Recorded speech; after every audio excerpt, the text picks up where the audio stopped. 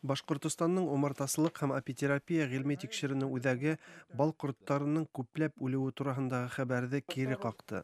Бүгүндө кайбирде мына информация барды, республикала 2% кырт үлгән дип.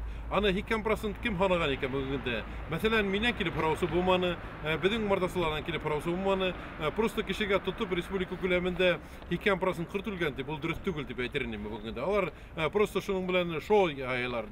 Ҡайһы бер киң мәғлүмәт саралары ҡорттарҙың 80%-ы ҡышлай алмаған тип хәбәр иткәйне. Үҙәк етәксеһе Әмир Ишемғолов әйтеүенсә, республикала күстәрҙең 20% ғына үлгән. Улары ла башҡорт бал ҡорттары түгел. Бұл үлгәнде ҡараһаҡ инде бүгенгендә.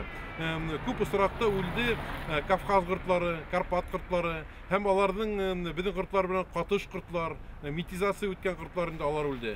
Әлбиттә, алар беҙҙең климатҡа, беҙҙең шарттарға алар ҡулайлашмағандар. Алар күберәк үлделәр. Ҡалдылар беҙҙең башҡорт ҡорттары ҡалды, урындағы ҡорттар ҡалды.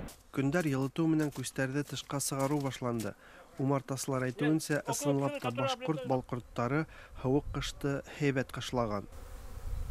Летают хорошо, выставка хорошая, пчелы живые все. Башҡортостанның умартасылыҡ һәм апитерапия ғилми тикшеренеү үҙәге килеп тыуған хәл менән файҙаланып ҡалырға башҡорт бал ҡорттарын күпләп үрсетергә саҡыра.